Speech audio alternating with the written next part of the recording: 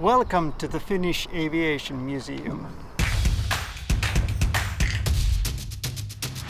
We are now here in the city of Vantaa, in the Helsinki Metropolitan area, in a district called Aviapolis. The Helsinki airport is just one local train stop away from here. Our museum's collections cover the history of both military and civil aviation in Finland. We have over 10,000 objects in our collection, including almost 80 aircraft, 200,000 photographs, 1,500 shelf meters of unique archive material, and the largest aviation-themed library collection in Finland. The museum has been located here in its current premises since the early 1980s. We are, however, currently in the progress of building a new aviation museum just in the nearby lot within the next few years. Currently, we are still in our old premises. On this video, I'll take you on a short tour through our current exhibitions. We have asked our volunteers and visitors to pick their most beloved and most interesting exhibits from our current exhibitions. These are their top 5 picks. Our main exhibition is split in 2 halls or hangars. This first exhibition hall is focused mainly on the history of military aviation. So we have old aircraft of the Finnish Air Force on display from the 1920s until the 1990s. We also have gliders and other light aircraft hanging from the ceiling. The old Air Force aircraft have blue and white swastikas painted on their wings. The swastika was the original insignia of the Finnish Air Force. It comes from a different origin than the German Nationalist Socialist symbol, but nonetheless the Finnish Air Force replaced the swastika after the Second World War with its current roundel insignia. The first exhibit picked by our volunteers and customers is located right next to the entrance of the exhibition hall.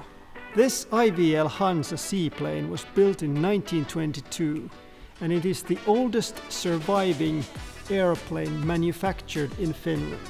The Finnish Air Force, or Aviation Force as it was known back then, founded its own aircraft factory in the naval fortress of Suomenlinna, just outside the city of Helsinki.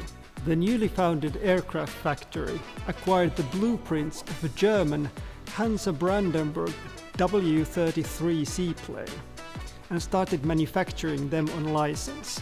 The Hansa Brandenburg was designed by German engineers in 1918, near the end of the First World War. The original design was, however, heavily modified in Finland. The original Maybach engines, for instance, were replaced by more efficient Italian Fiat engines. Thus, the aircraft could really be described as its own type. In total, the aircraft factory built 120 Hansas between 1922 and 1926. It is still the largest production series in the history of the Finnish state aircraft factory. Our Hansa was the second one to be built. The Hansas were used extensively for pilot training and maritime patrolling. The aircraft type was decommissioned in the 1930s, before the outbreak of the Second World War. Here in the second hall we have civilian aircraft. Everything from small private planes to full-size airliners. This American Lockheed Lodestar passenger plane was built in 1940. It was designed for nearly 20 passengers. This aircraft was purchased in 1953 by the Finnish charter airline company Karhumäki Airways. Karhumäki Airways had a couple of second-hand Lodestars in the 1950s, with which they carried Finnish long-haul travelers throughout Europe via numerous stopovers to destinations like Jordania in the Middle East. This plane, however, was never used for passenger flights. It was used by the Geological Survey of Finland for ore survey flight and got the nickname Kultakuokka or Golden Mallet. It was in use until the early 1970s. The Karhumäki Airways airline company was founded after the Second World War, and it became the second largest company in the Finnish airline market, after Aero or current Finnair. In the 1960s, Aero purchased Karhumäki's stock, and the company became Aero's subsidiary, operating Aero's charter flights. The two companies finally amalgamated in the 1990s. Here in the corner of the hall, we have two private airplanes that have become famous for breaking several international records. First, we have a German Junkers A50 Junior sports plane from the 1930s. Perhaps the best-known individual aircraft in the museum's collections. This airplane was bought by Väinö Bremer, a Finnish aviation pioneer, in 1931. Bremer obtained his pilot's license in the aviation force as one of Finland's first military pilots. After his military career, he served as an airline pilot and a test pilot. In the 1930s, Bremer pursued his personal career, performing several record-breaking flights. In 1931, he flew around Europe, and the following year, he flew to Cape Town and back. In 1933, Bremer finally flew around the globe with his Junkers Junior. Bremer's flights were actively reported by the Finnish press, and the Finnish aviator also gained some notable international reputation. When the Second World War broke out, the Junkers Junior was expropriated by the military, but returned to its owner after the war. After the war, Bremer continued flying with his Junior almost until the end of his days. He finally sold the plane in 1964, but sadly perished in an aviation accident later the same year. The Junkers Junior ended up in Sweden, from where the Finnish Aeronautical Association purchased it back in 1967. In the 1970s, the Aviation Museum Association purchased the plane, and it was put on display on the passenger terminal of the Helsinki airport, where millions of airline passengers from all around the world could see it. In 2018, the plane was moved to the museum due to the renovations of the airport terminal. Next to the Junkers Junior, there is another record-breaking Finnish airplane. This Piper Cherokee Arrow was purchased in 1969 by Orvokki Kuortti, one of the most famous Finnish female pilots. She had obtained her pilot's license the previous year at the age of 36. Kuortti became a renowned air sports pilot, attending air races all over the world. She flew this Cherokee Arrow over 5 continents.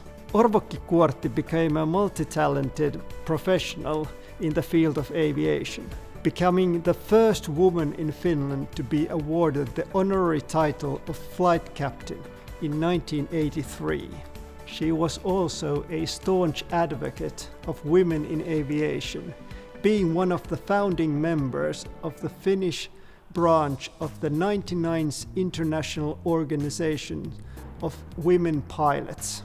When Kuortti handed over the Cherokee Arrow to the museum, she personally taxied it here from the Helsinki airport in a police escort.